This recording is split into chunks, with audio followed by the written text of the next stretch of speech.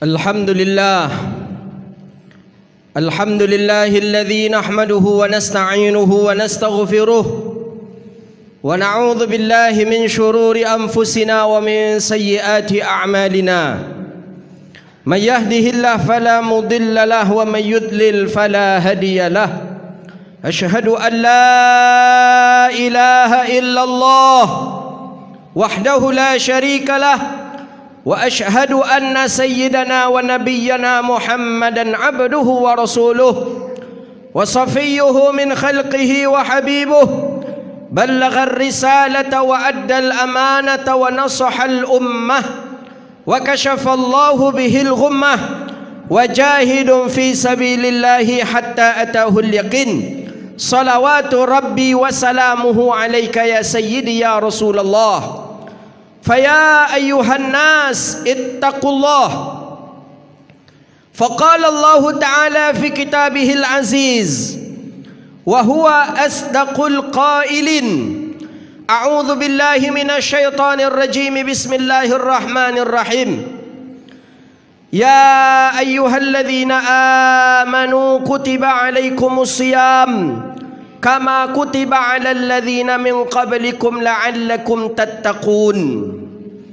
وقال النبي صلى الله عليه وسلم في رواية الحديث أخرجه الإمام البخاري والمسلم في الصحيحيهما عن أبي هريرة رضي الله تعالى عنه قال قال النبي صلى الله عليه وسلم صوموا لرؤيتي وأفطروا لرؤيتي فإن غما غبيا خافا فتكمل 30 شعبان أو كما قال النبي صلى الله عليه وسلم.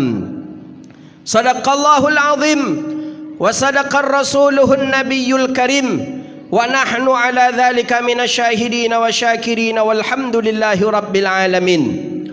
Setinggi puja sedalam syukur kita memuji Allah. Berikan nikmat iman kepada kita. Allah berikan nikmat Islam kepada kita. Alhamdulillah kita masih berada di penghujung bulan Sya'ban dan itu Allah takdirkan kita berada di rumah Allah. Kita bermohon kepada Allah, mudah-mudahan selama kita berada di rumah Allah ini Allah ampuni dosa kita, Allah tambah iman kita, Allah jauhkan kita dari bala dan wabah. Amin ya rabbal alamin. Salawat dan salam kepada Nabi yang agung, Nabi yang mulia, Sayyidina wa Habibina wa Syafi'ina wa Qurrati A'yunina wa Maulana Muhammadun sallallahu alaihi wasallam, Imamul Mursalin, seorang pemimpin jagat raya, seorang jenderal di Panglima Perang, seorang guru, seorang Rasul, dan bahkan Nabi Muhammad bergelarkan Habib Allah, kekasih Allah, Sayyiduna Muhammadun sallallahu alaihi wasallam. Maka layaklah kita selalu menyebut nama beliau dengan mengucapkan Allahumma salli ala Sayyidina Muhammad wa ala alihi wa sahbihi ajma'in. Ayuhal ahibbatul kiram, Nabi sallallahu alaihi wasallam selalu menganjurkan kepada kita untuk selalu berpegang teguh dengan syariatnya, berpegang teguh dengan Al-Quran, berpegang teguh dengan hadis Nabi sallallahu alaihi wasallam. Sehingga disebut di dalam hadis Nabi, ma taraktu fikum amraini ma in tamassaktum bihima lan tadillu abada. Kalau kita berpegang dengan keduanya, lan tadillu abada, tak pernah kita tersesat selama-lamanya. Mana yang dua? Kitab Allah wa sunnatan Nabi, kitabnya Allah Al-Quran dan sunnah Nabi Muhammadun sallallahu alaihi wasallam. Di zamannya Rasulullah tak ada khilafiyah. Di zamannya Rasulullah tidak ada perselisihan masalah agama. Kenapa? Rujukan masih ada Sayyidina Rasulullah sallallahu alaihi wasallam. Setelah Nabi kita wafat, mulai dari generasi sahabat mulai ada khilafiyah. sampai generasi salaf, Imam Syafi'i, Imam Maliki, Hanafi, Hambali, mulai ada khilaf. Tapi apakah khilaf perbedaan pendapat itu membuat mereka pecah? Tidak. Kata Nabi sallallahu alaihi wasallam, ikhtilafi ummati rahmatun, perbedaan di antara umatku adalah rahmat. Apa maksud perbedaan yang menjadi rahmat? Perbedaan khilafiyah antara mazhab dan para sahabat Nabi sallallahu alaihi wasallam. Hari ini kita masih khilafiyah. Bukan saja masalah daripada rubu' ibadah, penentuan awal Ramadan pun masih khilafiyah. Ada yang mengatakan kami puasa hari Jumat, ada yang mengatakan kami puasa hari Sabtu, ada yang mengatakan kami puasa menunggu sidang isbat. Mana yang benar? Kita selaku orang awam, kemana kita harus melihat? Kita selaku orang awam, yang mana yang kita pegang? Nabi sallallahu alaihi wasallam sudah menjelaskan di khutbah yang pertama khatib membaca hadis. Hadisnya sahih di dalam sahih Imam Bukhari dan Muslim. Hadis riwayat Abi Hurairah. Kata Nabi sallallahu alaihi wasallam, sumu li ru'yati. Puasalah kamu karena melihat bulan, kata Nabi. Wa aftiru bi ru'yati, dan berbuka pun karena melihat bulan. Apa maksud berbuka di sana? Berhari raya pun karena melihat bulan. Kalau tak bisa bulan dilihat, fa in ghamma, kalau bulan tertutup oleh asap, oleh awan, fatakmilu 30 Sya'ban, maka kita mesti menggenapkan Sya'ban, 30 Sya'ban. Ini cara metode perhitungan Rasulullah sallallahu alaihi wasallam. Hadisnya kuat. Ru'yah. Mana ru'yah? Melihat bulan. Mana ru'yah? Melihat secara langsung bulan. Karena kita tak pandai melihat bulan, maka kita taklid. Kepada siapa kita taklid? Tentu kepada orang yang ahlinya. Fas'alu ahla dzikri in kuntum la ta'lamun. Siapa yang ahlinya? Ahli falak. Siapa mereka? Orang-orang yang pandai dan memiliki alat untuk melihat bulan. Siapa mereka? Itulah mereka para alim ulama yang ada di negeri kita. Kapan mereka menghasilkan? Nanti sidang isbat. Ru'yah, Nabi mengatakan ru'yah. Maka dulu ada kami waktu di pesantren kitab fiqih, ada namanya kitab I'anatul Talibin. Ada 5 metode dalam perhitungan, 5 metode dalam penetapan awal bulan Ramadan. Pertama, hadisnya kuat, sistem ru'yah. Ru'yah melihat bulan dengan mata kepala. Hari ini dah ada teropong yang sangat canggih, di zoom yang kecil dari jauh saja di zoom menjadi besar, dan dia nampak. Ini sistem ru'yah. Ada yang kedua, menghitung dengan cara hisab. Hisab cara kalinya matematik. Hisab. Orang yang memakai sistem hisab, dia tidak perlu melihat bulan. Maka jangan kita kaget dengan saudara-saudara kita Muhammadiyah. Jauh-jauh hari sebelum puasa dia dah tahu kapan mereka puasa. Jangankan untuk tahun ini, 2 tahun 3 tahun yang akan datang pun orang-orang Muhammadiyah dari ahli falak mereka sudah tahu kapan mereka awal melaksanakan Ramadan. Kenapa? Karena pakai sistem yang kedua, namanya sistem hisab. Ada yang ketiga, namanya sistem at-takmil. Apa takmil? Menyempurnakan Sya'ban.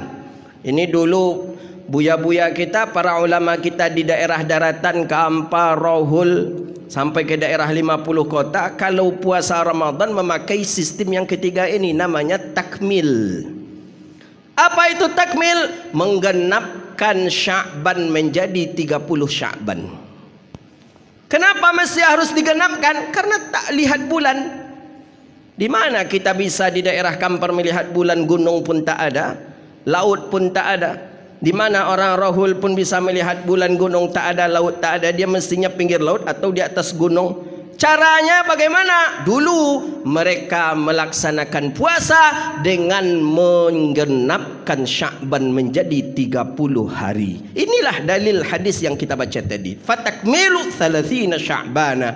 Maka mereka menyempurnakan jumlah bilangan Sya'ban menjadi 30 hari.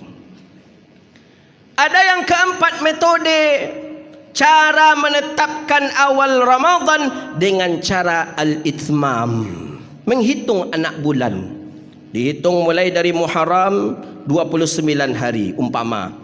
Safar 29 hari. Rabiul Awal 30 hari. Rabiul Akhir 30 hari. Ada cara metode menghitung yang disebut dengan ithmam. Ada yang kelima namanya udud khumusiyah. Bagaimana cara udud khumusiyah? Bilangan 5. Kalau tahun kemarin puasanya hari Isnin, maka dihitunglah dari hari Selasa. Selasa, Rabu, Kamis, Jumat, Sabtu, maka tahun ini dia puasa hari Ahad. Itu cara bilangan udud khumusiyah. Tapi dari bilangan yang 5 cara metode untuk isbat hilal, 5 metode cara untuk menentukan awal Ramadan, yang paling direkomendasikan oleh ulama dan hadisnya pun paling kuat, itu adalah metode ru'yah.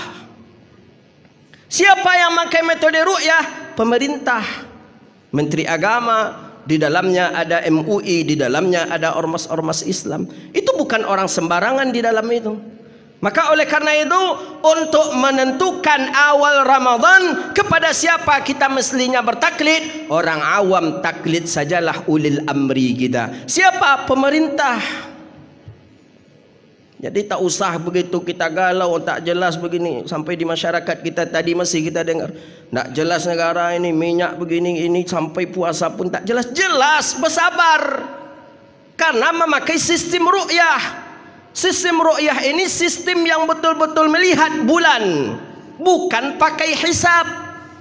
Kalau pakai hisab 2 hari, bahkan 2 tahun sebelum puasa itu sudah tahu kita kapan kita melaksanakan puasa. Karena memakai sistem hisab. Negara kita pakai ru'yah. Kalau pakai ru'yah, tunggulah sidang isbatnya nanti. Jadi kita jangan asal-asal kroco saja. Dia harus ilmu. Ibadah harus ilmu.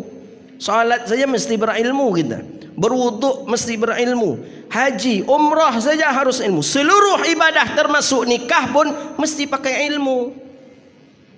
Maka oleh karena itu, fasabrun jamil. Kita orang awam taklid kepada pemerintah.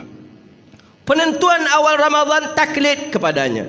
Di dalamnya Kementerian Agama ada MUI. Orang-orang alim, ulama-ulama besar, orang-orang yang pakar dalam bidang falakiyah itu, ikut kepadanya, taklid kepadanya.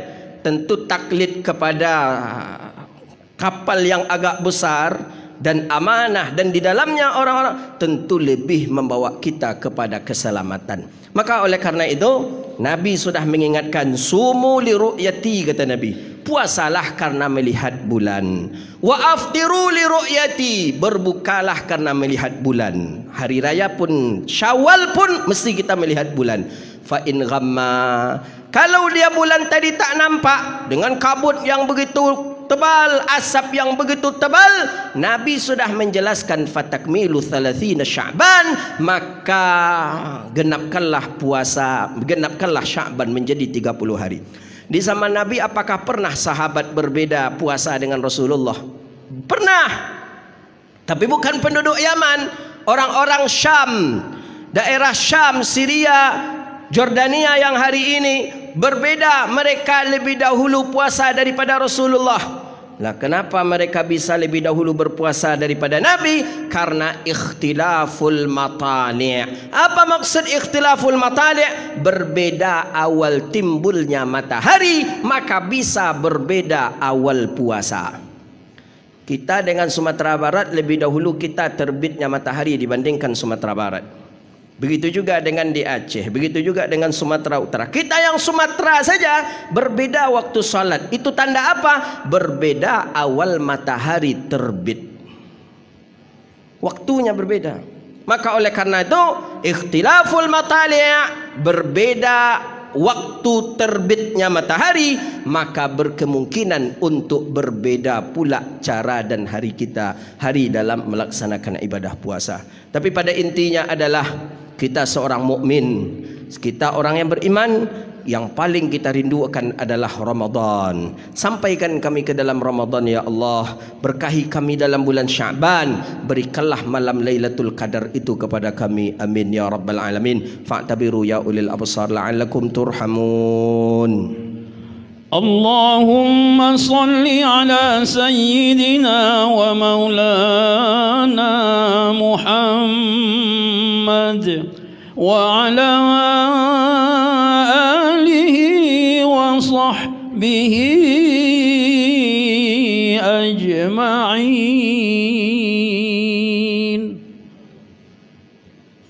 الحمد لله الحمد لله رب العالمين حمدا شاكرين حمدا ناعمين حمدا يوافي نعمه ويكافئ مزيده.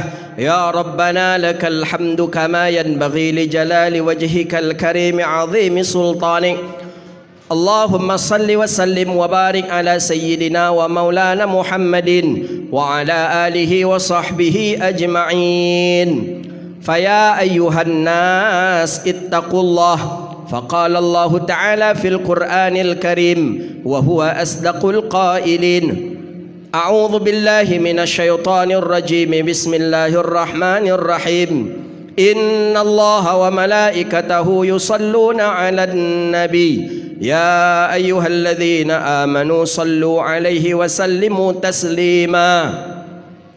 اللهم صل على سيدنا محمد وعلى آل سيدنا محمد كما صليت وسلمت وباركت على سيدنا إبراهيم وعلى آل سيدنا إبراهيم، وبارك على سيدنا محمد وعلى آل سيدنا محمد كما باركت على سيدنا إبراهيم وعلى آل سيدنا إبراهيم في العالمين إنك حميد مجيد.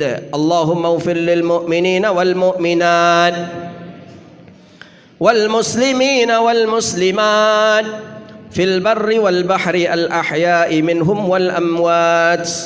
اللهم اجعل بلدنا بلدة طيبة ورب غفور برحمتك يا أرحم الراحمين.